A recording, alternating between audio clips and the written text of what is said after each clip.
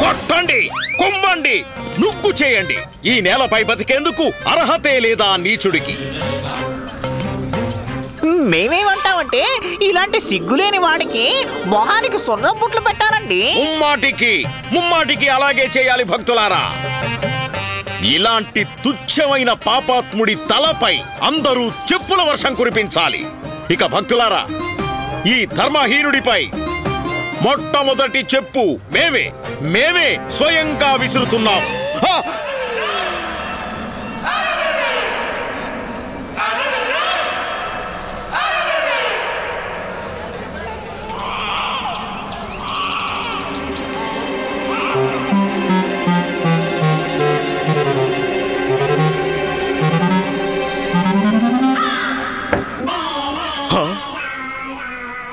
ఏంటి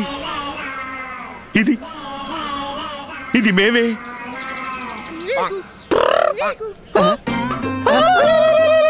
అయ్యో గురువు గారు, మీరు చెప్పేది నిజమే. ఈ చిత్రపటం ముమ్మాటికి మీదేనండి.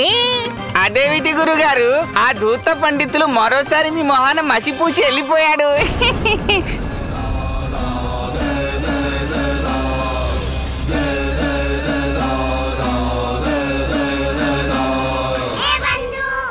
భలే చేసావు రామా, నీ ఎత్తు అదిరిందిలే.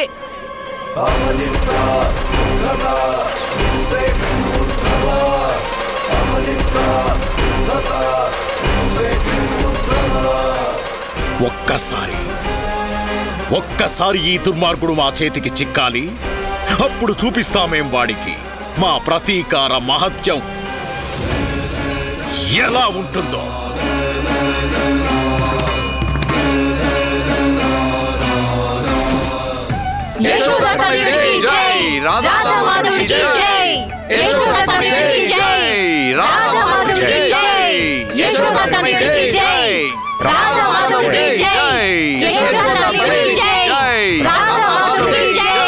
ఏమండి, ఈ రథయాత్ర ఎక్కడి దాకా వెళ్తుంది? ఈ నగరంలో మీరు కొత్త అనుకుంటాను. అవును. ప్రతి ఏడాది రాధాకృష్ణుల ఈ రథం మా మహారాజు శ్రీకృష్ణదేవరాయల వారి మహల్కి తీసుకెళ్తాం. అక్కడ రాయల వారు రాధాకృష్ణులకి హారతి ఇస్తారు. యశోదా తనయుడికి జై, రాధా మాధవుడికి జై, యశోదా తనయుడికి జై, రాధా మాధవుడికి జై. ఇప్పుడేదో నడుస్తోంది కదా రామా, నీ మొహంలో ఆ చిరునవ్వే చెప్తోంది నువ్వేదో ఎత్తివేయబోతున్నావని. ఆగు బంధు, ఆగు. నీ ప్రశ్నలన్నిటికీ సమయమే సమాధానం చెప్తుంది. ఇక్కడే ఆగారేంటి, వెళ్దామా?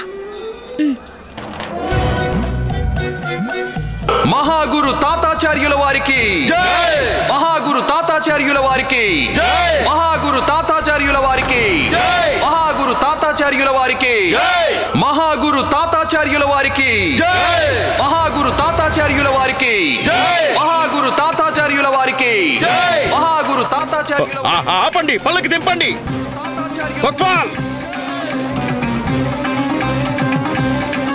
కొత్వాల్ పట్టుకో, పరిగెత్తండి.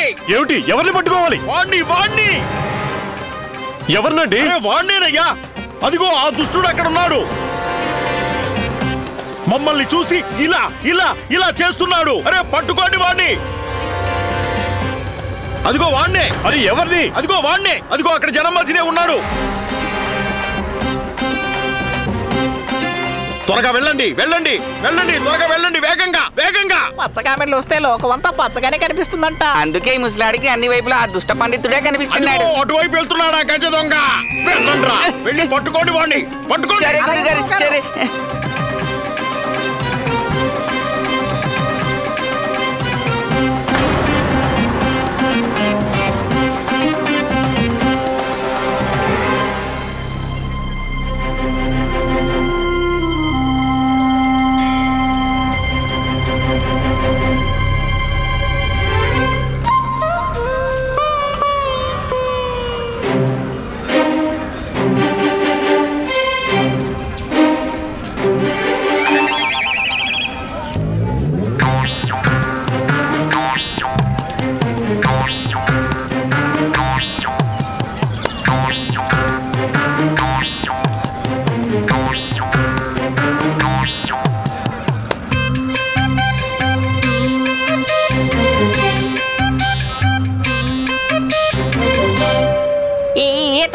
ఇతను వాళ్ళలాగే ఉన్నాడు.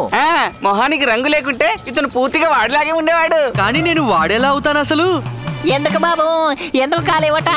ఎందుకంటే నేను మీ ముందు నుంచున్నాను, కానీ మీరు వాడిని వెతుకుతున్నారు. మీరు అతన్ని వెతుకుతుంటే నేను మీ ముందు ఎలా నుంచుంటాను?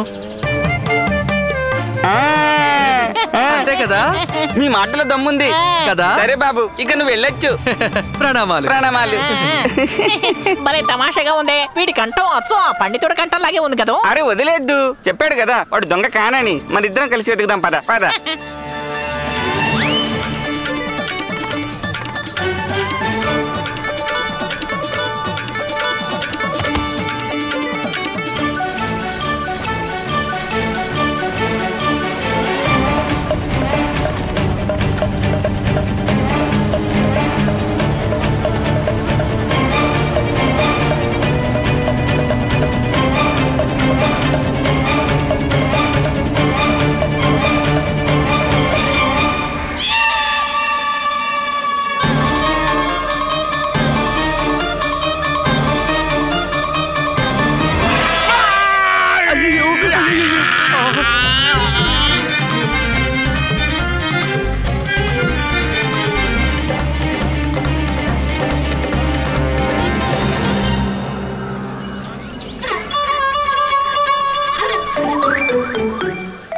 ప్రతి ఏడాది రాధాకృష్ణుల ఈ రథం మా మహారాజు శ్రీకృష్ణదేవరాయల వారి మహల్కి తీసుకెళ్తాం. అక్కడ రాయల వారు రాధాకృష్ణులకి హారతి ఇస్తారు.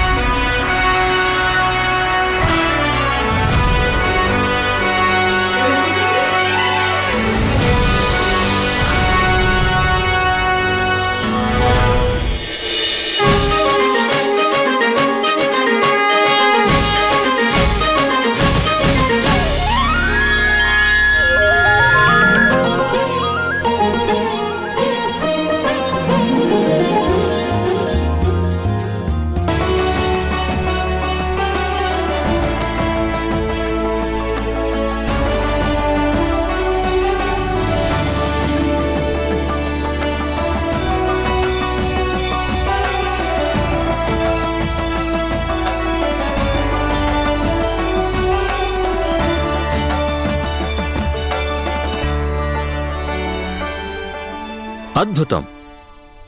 మిమ్మల్ని ప్రశంసించడానికి మాకు మాటలు రావడం లేదు.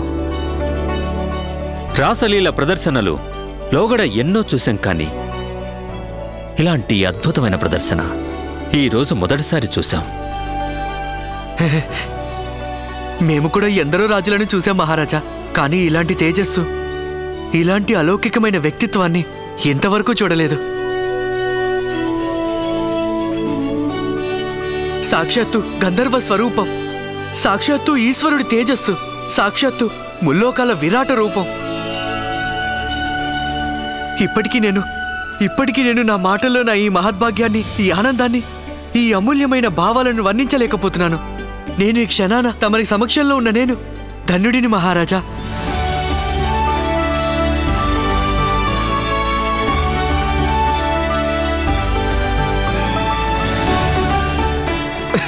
మీ అపూర్వమైన తేజస్సు వర్ణించేందుకు తెలుగు భాషలో మాటలే లేవనిపిస్తోంది.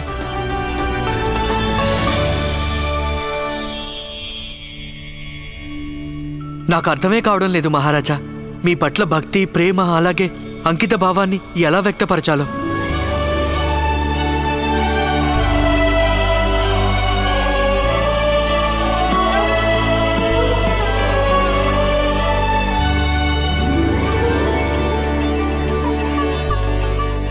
లే,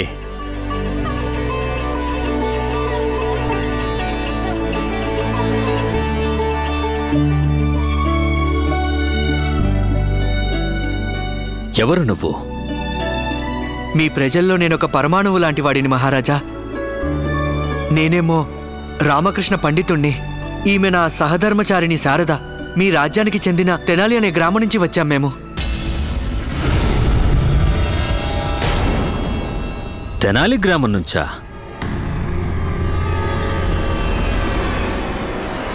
ఆగండి మహారాజా, కొంచెం ఆగండి.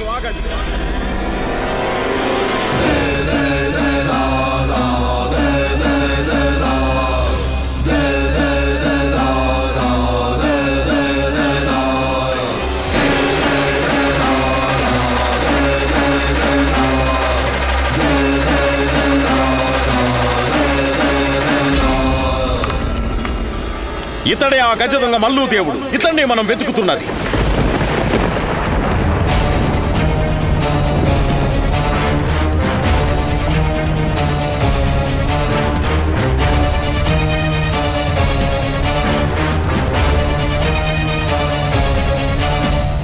ఇతడే ఆ దుష్టుడైన అపరాధి. ఇతడినే మహారాజా, మన కొత్వాల్ గారు, అందరూ సిపాయిలు, ప్రజలందరూ వెతుకుతున్నారు.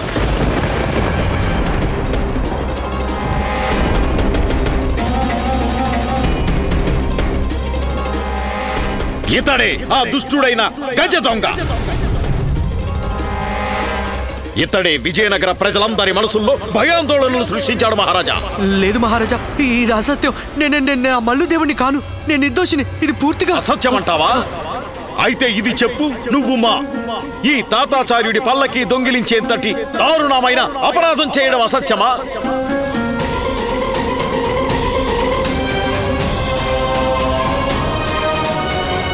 ప్రశ్నించండి మహారాజా, ప్రశ్నించండి మా శిష్యులని. ఇతను అతి తెలివితో మా శిష్యులను మోసగించి మా పల్లకిని దొంగిలించే ప్రయత్నం చేశాడో లేదో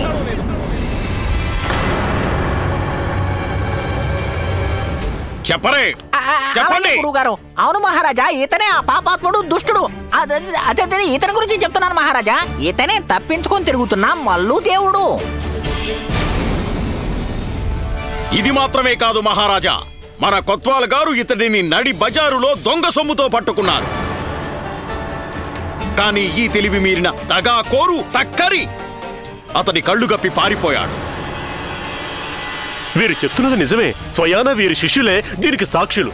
అరే చెప్పండి అయ్యా. చెప్పేదేముంది కోత్వాల్ గారు, మాకు తెలియదేముంది. ఇతను మొదటి శ్రేణికి చెందిన దుష్టుడు, దుర్మార్గుడు కాబట్టి ఇతను మహారాజా ఇక్కడ నిలబడ్డాడే. లేదు మహారాజా, ఇవన్నీ అసత్యాలే మహారాజా. నేను ఇప్పుడు ఇతని దుస్సాహసం చూస్తున్నారు కదా మహారాజా. తప్పించుకొని తిరుగుతున్న అపరాధి అయ్యుండి కూడా ఈ సమక్షంలో మీ ఈ మహోత్సవంలో చొరబడ్డాడు. అది కూడా ఈ కృష్ణుడి వేషం వేసుకొని. ఈ ఒక్క నేరానికే ఇతనికి విడిగా ఇంకా కఠినమైన శిక్ష వేయాలి మహారాజా. మీ దర్శనం పొందడానికి నాకు వేరే మార్గం లేకపోయింది మహారాజా. నేను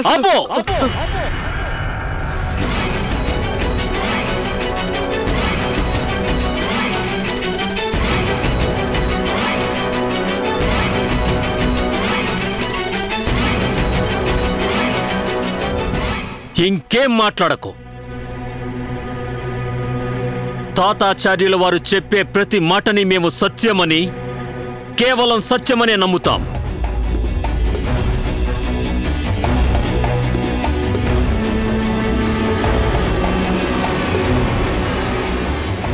ఒకవేళ తాతాచార్యుల వారు నీవు అపరాధివని అంటే ఆయన మాటల్ని సందేహించే ప్రశ్నే తలెత్తదు.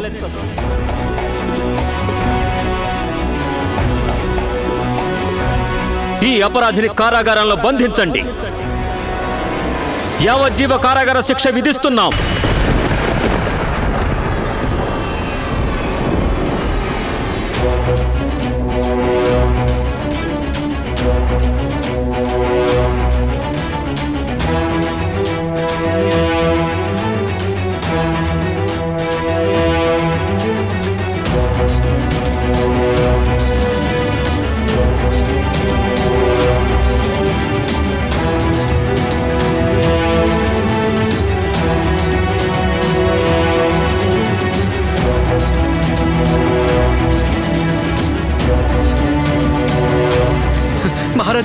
మహారాజా, కొంచెం ఆలోచించి చూడండి మహారాజా. నేను అపరాధిని అయ్యుంటే మీ సభలోకి ఇలా ఎందుకు వస్తాను?